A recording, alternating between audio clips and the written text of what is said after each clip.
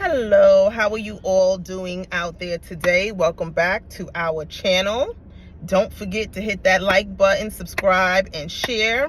Okay, today we are going to be tackling the demon of racism. Okay, I'm going to give y'all a little backstory. Okay, so y'all know I do my little DoorDash and all my little gig work and stuff, right? And I went to pick up an alcohol order, and I was excited about it too. It was a high paying order, short miles. I was like, yeah, let's knock this out. Had to maybe get about 6 items. Okay, so I've been to the store one time prior and had no problems. The one of the young black males that worked there, he had no problems helping me and showing me where the different products was. Okay, this day I get in this store, okay, and I said, I'm gonna try to find this stuff for myself. It should be pretty easy because I seen that the guy at the register was a bit tied up. So I was gonna go in there and try to find out where everything was at. I had a pretty good idea where things should be. Okay. So as I'm walking to the back to start shopping, I see this white male who looks like he was a sales rep on the floor. So he walks past me, he says hello, and he smiles. How you doing? Okay, cool. Right? So then I'm ready. I realize I'm on the wrong aisle. I can't find nothing. So then he was near me and I began to say, excuse me. And then he starts walking to the front of the store. So I'm like, maybe he got AirPods in his ear, or maybe he just, can't hear me. So I continue to follow him and I'm like, excuse me, can you help me? And then he gets all the way to the front. And then by the time I got to the front of the store, I say, hold on, he might be ignoring me. So then he finally turns around, right?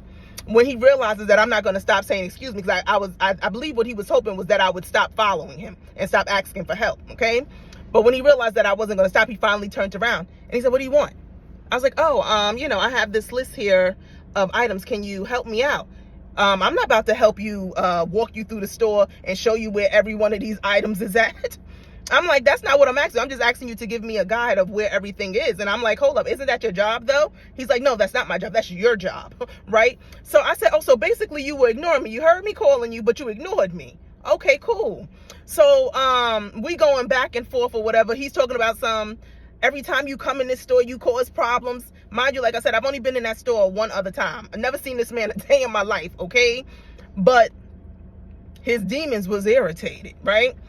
So he begins to accuse me of coming in the store, causing problems every time I come. And I'm like, what? I just asked you for help. I was like, I've never been here. I said, I'm a traveler. And this is, my first time in the city and pretty much my first time coming to this store. No, it's not. You're a liar. You're a liar. That's all you do is lie. So then I realized, okay, maybe he crazy. You know what I mean?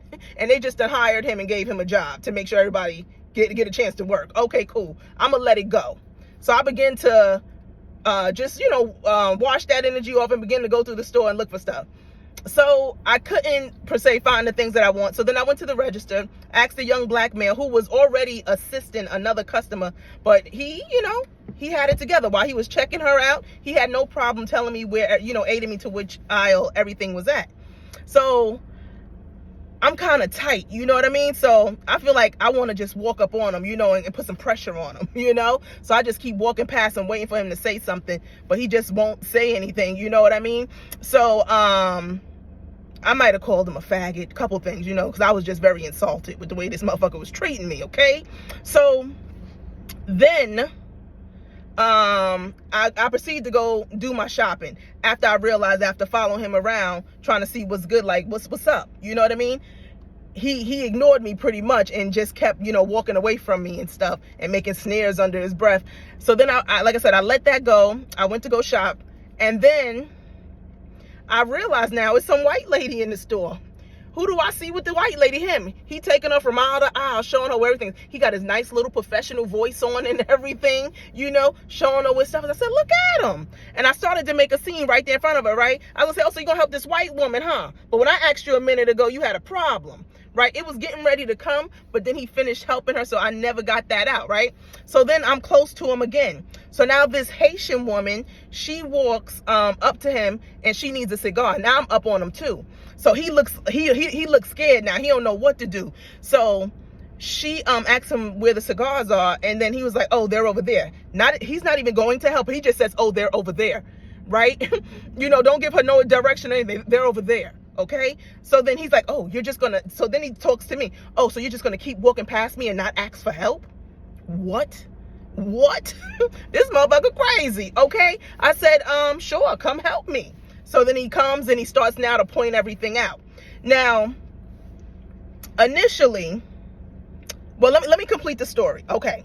So now I'm completed my shopping. I got all the alcoholic products. I go to the counter, and now there's this other white boy up there. So I was hoping that I didn't get him. It was 2 registers open. I was hoping to get the black girl and talk to her, but of course I got the white boy when I was coming to the register. So I went to him and I said, oh, this is how y'all behave and treat your customers down here? Is this normal behavior? He's like, oh, I don't know what kind of relationship you and him got going on. What? What you mean, what kind of relationship we got going on? So look, he was on code. He was backing his fellow white supremacist or racist friend. I don't know what y'all got going on. He didn't say, you know, ma'am, I'm sorry for his behavior. You know, that's not usually what we do here, whatever. He was on code and was sticking together. I don't know what kind of relationship y'all got going on is what the young man said to me. I said, okay. And I laughed and I let it alone, okay? So then I left the store, completed the delivery. And I asked the woman, I started telling the woman that I was dropping the delivery off to her. I was like, you know, is this commonplace behavior down here in Florida? Not is it commonplace. I was like, do I need to be worried about, you know, because Spirit had already been showing me little things like that this town was pretty much a racist town with a racist history, that people was actually, our ancestors was actually hung on the trees here. You know what I mean? So I asked, I said, now, is this something that I need to be concerned about? She's like, yes, girl, you are in Florida. She's like, you need to be concerned anytime you deal with them folks. Okay. She was a Jamaican woman. So I thought to myself, you know, all these years, I never really thought of Florida at the forefront of my mind as the South, what we considered the South, the Deep South, or anything that was related to civil rights, segregation, or anything really, really strong racism. Now, the places that I think of when I think of racism is Mississippi, Alabama, Mississippi, Alabama, maybe Georgia, you know, the Carolinas, you know, but never really Florida, okay? And I done traveled through Alabama, Mississippi, and all white towns, okay? And I had to sleep in some hotels then. I was a little worried and concerned, but guess what? I have no problem with them folks. And all the times that I've traveled a couple times through Mississippi and Alabama, Arkansas, a lot of those places down there where you would think it would be less progressive, and had no problem. But this Florida, okay, number one, the place I'm in, they got some rich white folks. These people is wealthy rich, okay? They got that celebrity money down here, okay? So you got those kind, but then you got the other kind too. You got the broke poor ones too, okay? Or the working class ones. You got those too. So it's a mixture of the two. I found that the rich ones is nasty, okay? Those are them ones that they nasty. They like them New York ones, them New York racist ones. They got money, they snobbish, and they think that, I guess, you should bow to them and stuff like that. So you got them, and you got the poor ones who, I guess, don't like niggas either, okay? So I did not realize that was really a thing in a culture in Florida, okay? And I've been to a couple little towns in Florida, and that's kind of been the consensus, you know what I mean? That it is perhaps if not the racist, though one of my elders told me that actually South Carolina was, even though South Carolina has the most black cities and towns in it, they were telling me that South Carolina was.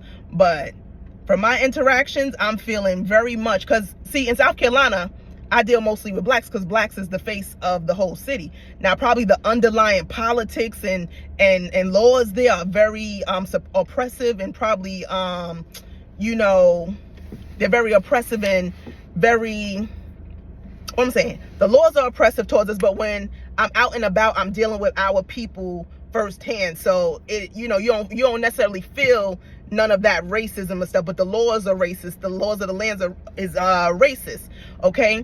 But here, you will interact with both blacks and whites. Now listen, some of the blacks too, now they act like them, okay? I seen them. They cut up and act. They act just like they masters. Yes, they do.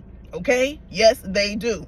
So you got these blacks that act like they masters, and then you have these rich ones and these poor ones that are very racist, okay? So anyone traveling, definitely beware of Florida, for real.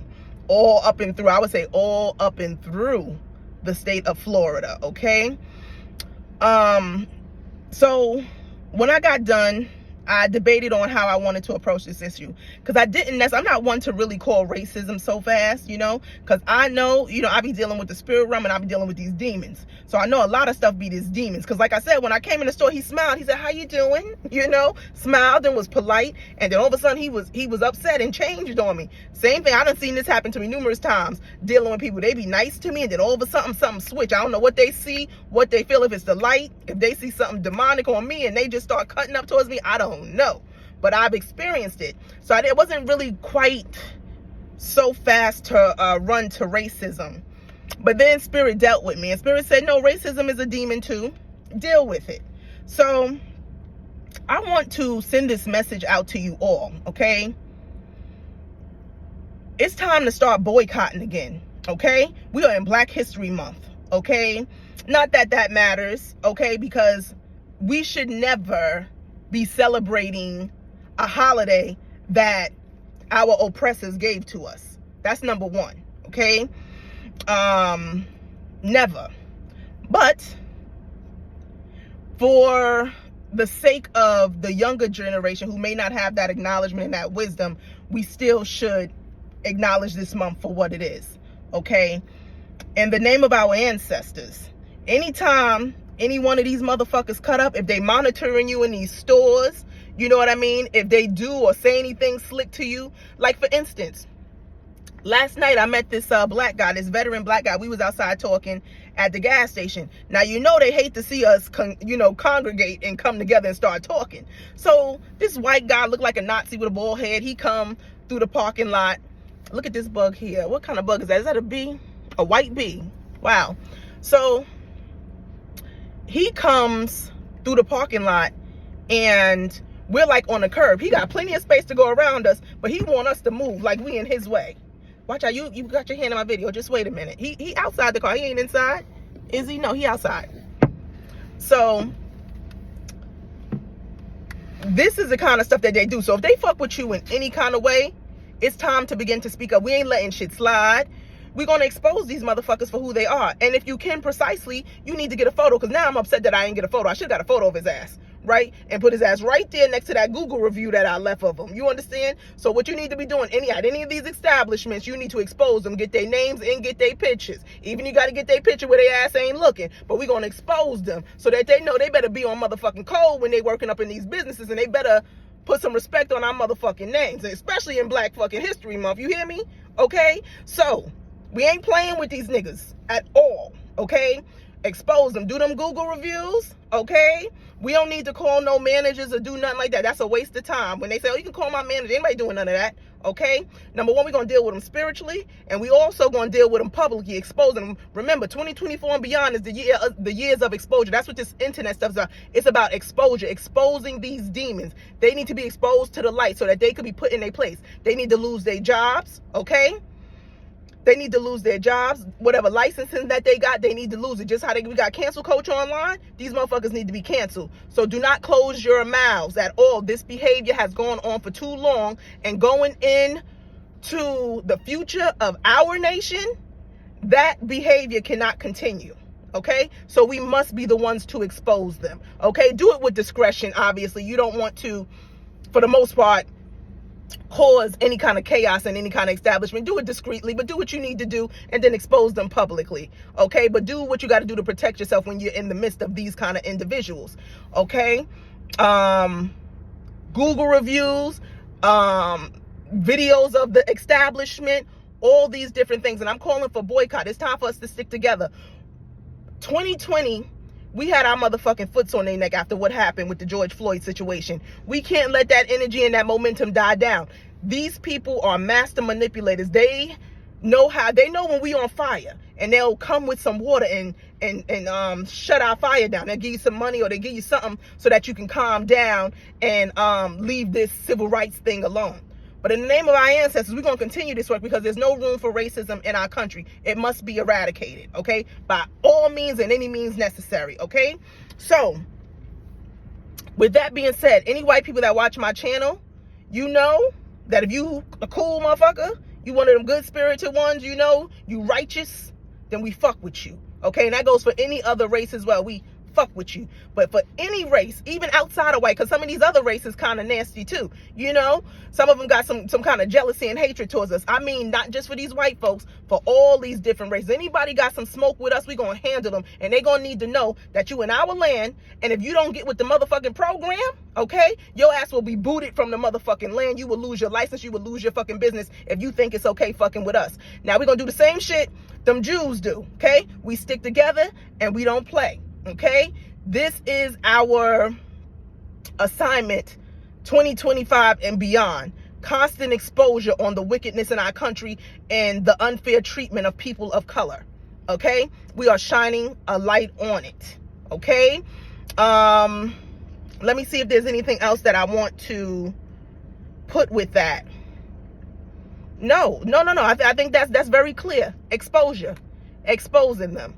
Okay, and while you doing this, don't be scared, don't be worried. Okay, as long as you plugged into this channel, you got some covering, which you got some spiritual power. But other than the spiritual power that I'll be providing, make sure you plugged in as well and have your spiritual team intact at all times, because undergoing these kind of assignments, you have to be called for. But if you're on my channel, then you are one of the 144, and we are called to change the world that we are in. This America, especially this America that we find ourselves, this marketplace where we got people that's from all around the world who come here, right? And they feed their families, they parasite off of our land, off of our struggle, and then talk shit to us and act all type of crazy ways. No, we're going to let them know from 2025 and beyond that no longer will that behavior go on. If anything, it must be the utmost respect for us, okay? Because you in our land. Okay, and anybody got a problem with that shit, we go straight to the spirit, and it's time to eradicate niggas and get motherfuckers the fuck up out of here. Whole communities, families, bloodlines, they gotta fucking go. That's what kind of time we on. Okay, if ain't nobody trying to get right, they gotta get up off the land. Okay, and know that the land will fight for you. Okay, I'm gonna say that loud and clear again. Make sure that you understand that the land will fight for you. Okay, so tap in. And with that being said, until next video, peace.